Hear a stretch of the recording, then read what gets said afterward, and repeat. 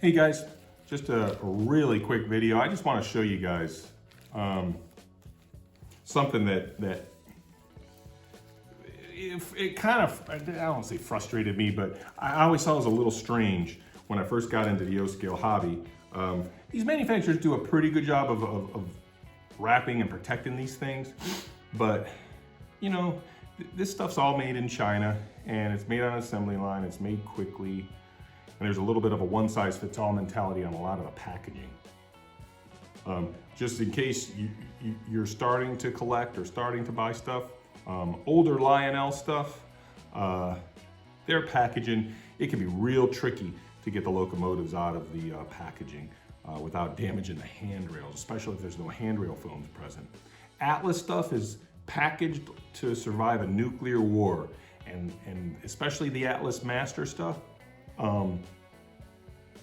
Those engines have so much detail on them, that detail tends to be very delicate.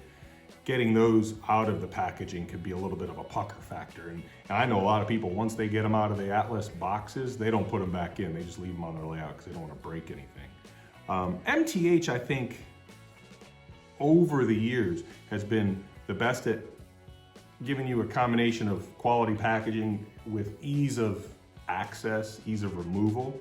But the one thing that I think they do that I just have never understood is they put these enormous wraps in, and it ends up bunching up really bad at the ends. And it almost, when you rewrap this stuff, you've got to jam it in there, and it's like, how did they get this stuff wrapped from the factory so well? Well, you can see on this how it's all shoveled up. It's just crunched up. So there's one really quick and easy solution. And you know, these are like one size fits all.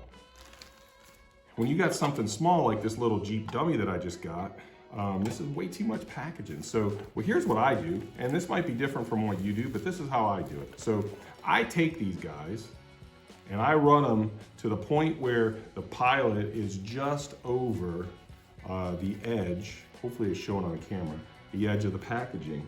And then I take my scissors and I just come right up the backside and I shoot for that same point on the rear pilot. And I cut this packaging, and like right now I'm cutting this pretty much in half.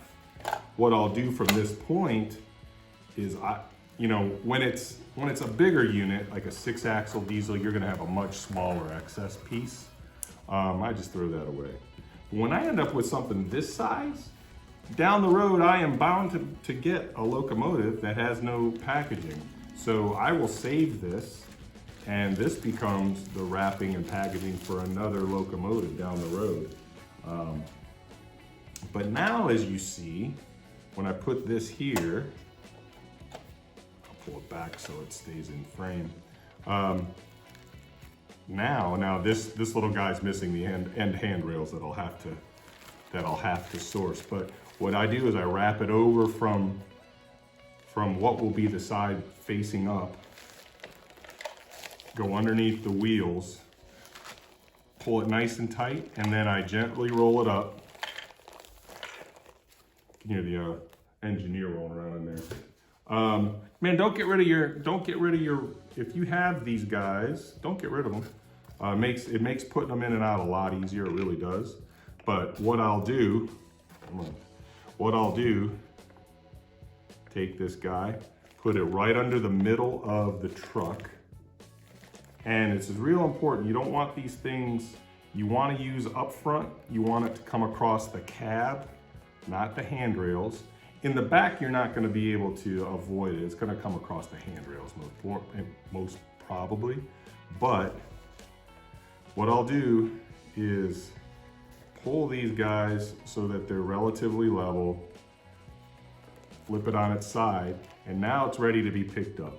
And you can move it without bending handrails, without doing any damage, and it will drop right into its foam protection without much resistance, without much difficulty, because you don't have all this extra packaging material. Every locomotive that I own gets this treatment. So you'll see here, super easy. It'll just literally, it drops in with no resistance. And Then you just kind of flip over your handrails. And you can see at the edges, I'm gonna pull this one back up just a little bit and see if I can get the way this one, the wrap. You kind of want the wrap to end right here if you can get it to pull, if you can pull that off. That way you don't get it bunching up underneath. It's not always possible, the length that they're cut to. This one's not gonna do it, it's not the end of the world. But you can see that once you get it in there, you don't have all this material smashed up in the front, which not so big of a deal on a Rail King, but on a Premier with like the MU hoses and the separately lift bars and stuff, it can actually damage that stuff. So that goes in nice and clean. And just grab your top, pops it right on, and you're ready to rock. I always, just as a point, I don't run smoke because I don't like smoke fluid, man, that stuff gets everywhere. But for you guys that run smoke especially, I always like all of my boxes, I know this way is up. Now, some of these, they have the labeling backwards. What I'll do is I use my end pieces. So I always know that when I'm looking at that, it's laying on its side with this side up, and then I can flip it that way. I'll take a Sharpie marker and I'll put a little arrow right here. That way when I store them in this fashion, so that even if there is residual smoke fluid in there, I buy a lot of mine secondhand, that smoke fluid is not gonna leak out over time. Because there's nothing worse than pulling a locomotive out that you haven't run in a while. You open it up the box, pull it out of the wrapper, and it's got smoke fluid all over the place. It's more of a nuisance than anything. It cleans up, but that stuff is mineral oil, and oil just never seems to clean up completely. But anyway, just wanted to show everybody that. Hope it helps.